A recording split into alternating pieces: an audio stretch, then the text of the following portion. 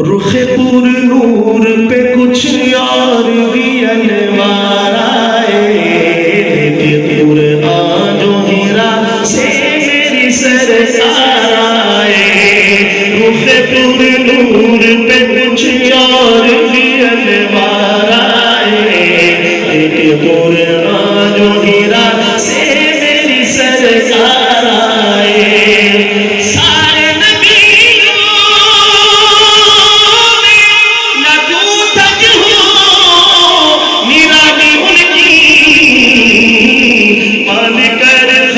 نبوت کی وہ دستار آئے،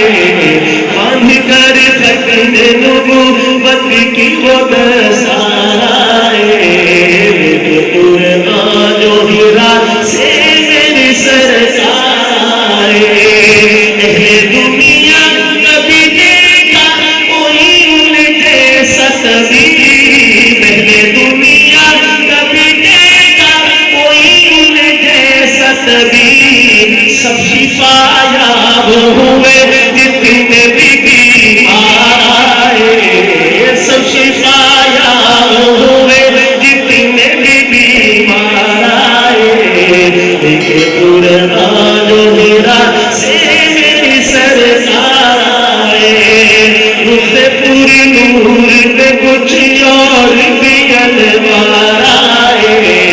ایک قرآن جو ہیرا سے میری سرکار آئے۔ جب میری تجھ سے نظر رکھتی ہے سر قدموں میں،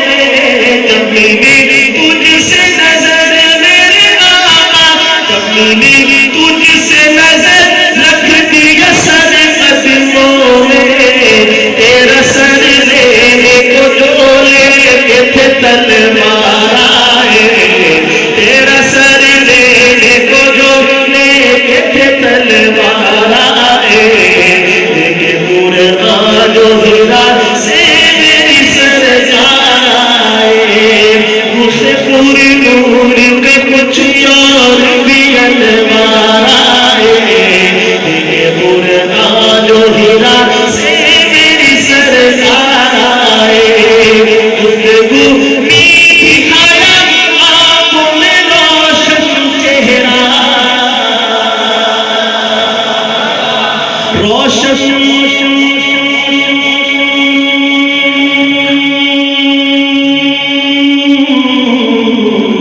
چہرہ، چہرہ سرکار کا چہرہ محبت سے کہہ دے سبحان اللہ۔ گفتگو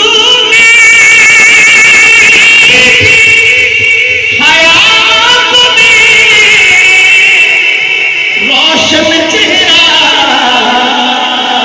جو بھی ایک بار ملے تجھ سے وہ دل ہار آئے،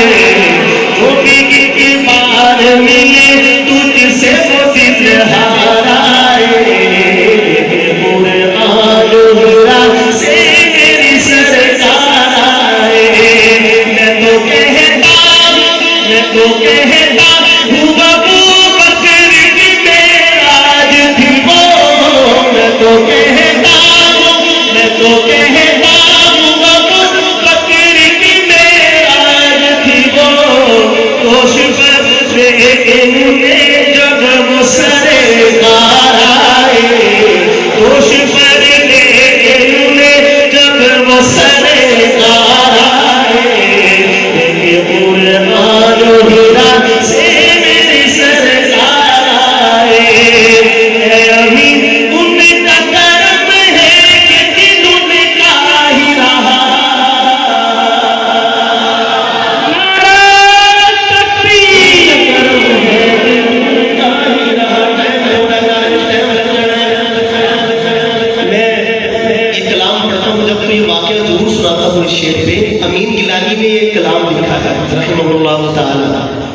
وہ فرماتے ہیں کہ 1953 میں جو ختم نبوت کی تحریک تھی،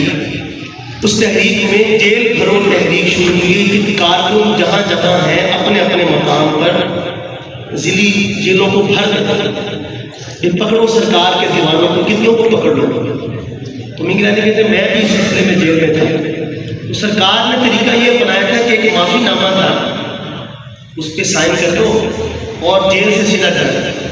نہ کوئی عدالت، نہ کچہری، نہ وکیل، نہ جج، نہ منصف، کچھ بھی نہیں۔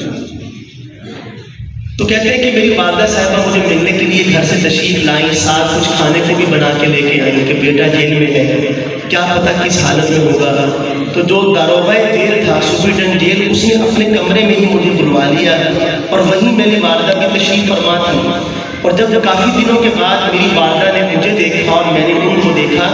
تو ہم دونوں ایک دوسرے کو دیکھ کے رونے لگے، وہ مجھے دیکھ کے اور میں ان کو دیکھ کے۔ امی گیلانی کہتے ہیں کہ اس نے ایک کاغذ آگے بڑھایا، میری والدہ کے سامنے کیا اور کہنے لگا کہ اماں جان یہ معافی نامہ ہے، آپ اپنے بیٹے سے کہہ دیں کہ اس پہ سائن کر دیں، اسی وقت آپ کے ساتھ گھر بھیج دیتا ہوں۔ امی گیلانی کہتے ہیں میں ڈر گیا کہ والدہ ہے کہیں ڈگمگا نہ جائے، کہیں بیٹے کی محبت سرکار کی محبت پر غالب نہ آ جائے، لیکن ابھی لفظ ڈھونڈ رہا تھا کہ کیا جواب دوں۔ اور میری والدہ نے انہیں آنسوں سے تر چہرے کے ساتھ فرمایا کہ جو آنسو میری آنکھوں سے نکلے ہیں یہ تو مادرانہ شفقت ہے، مگر میں اس جیسے 10 بیٹے سرکار کی ناموس پہ قربان کر دوں اور پرواہ نہ کروں۔ پیغام کیا دیتے ہیں امی گیلانی حضرت کی خدمت میں، کہ یہ بڑے حضرات ہیں، ذمہ دار ہیں، پورے علاقے کو سنبھالا ہوا ہے، ایسے مقام بھی آ جاتے ہیں، کام کرنے کے دوران ایسے مقام بھی آتے ہیں جہاں ایمان بچانا جو ہے وہ ایک۔ امی گیلانی پیغام کیا دیتے ہیں؟ دراصل بات یہ کرتے ہیں کہ یہ سب ان کا کرم ہے کہ دل ہمیشہ ان کا نام لیتا ہے، ان کا رہتا ہے۔ اب پیغام کیا ہے؟ اے امی ان